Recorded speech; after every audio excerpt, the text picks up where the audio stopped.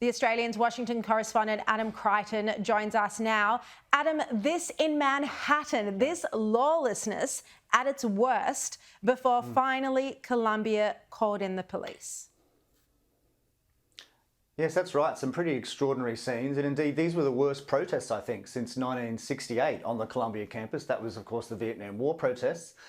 So quite a significant evening indeed. I mean, it seems to have calmed down now. Hundreds of police went in there. I'm sure you've shown all the images, all the video, but it was getting very violent and students were quite understandably feeling very unsafe. And so I think it was perfectly reasonable of the authorities there to finally call the police in after what had been about 3 weeks of disrupting classes and, of course, sending all courses online as well. So I think we're seeing the right thing happen now.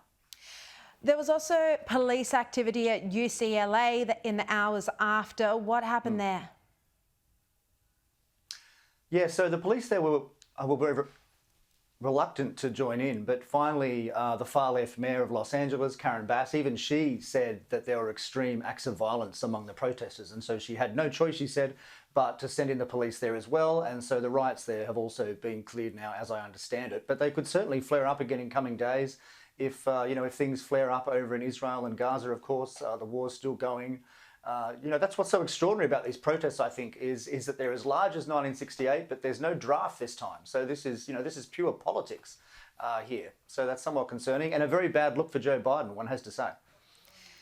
Well, the protesters in this occasion are on the wrong side of history. There's no doubt about it. They're siding with Hamas. They're engaging in extreme anti-Semitism, violence, aggression.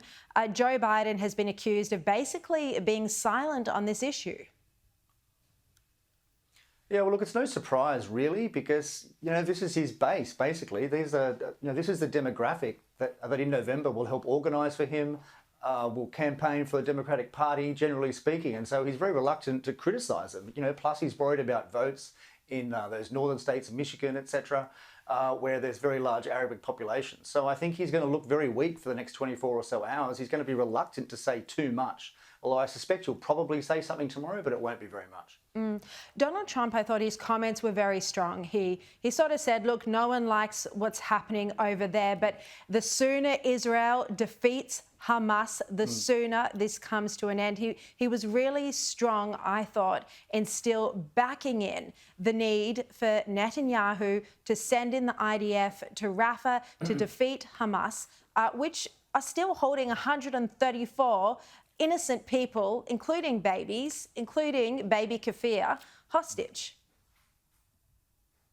Yeah, that's right. It's obviously very depressing. And I think you're right to point out that former President Trump tonight in his remarks was a lot more encouraging of Israel. I'm a lot more supportive of Israel than he has been so far. He's been a little bit ambiguous, I would say, over the past few months, sometimes saying that they should end the war quickly, that it was very, very bad PR for Israel. But yes, he was a lot more forthright tonight. And I think he's just being a sharp politician. He's taking advantage of how bad this looks for Joe Biden to have these, the worst riots in 56 years to be occurring on US campuses.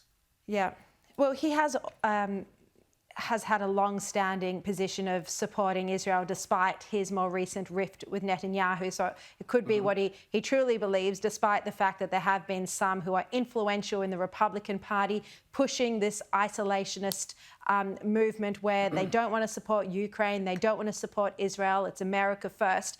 And the problem with that argument, in my strong opinion, is that America needs to be the leader of the free world. America needs to show that leadership. Otherwise, it's just paving the way for the rise of the dictators, Iran, China, Russia, and North Korea. What do you think?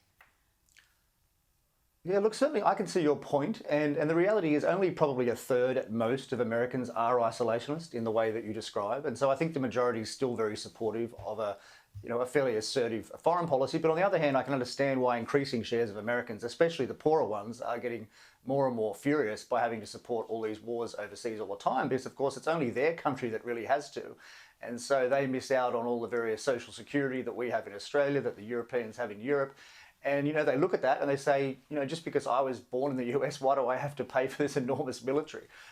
So that's their argument. So I can see both, I can see both sides, but I think, the bottom line is most Americans are still supportive of these foreign wars.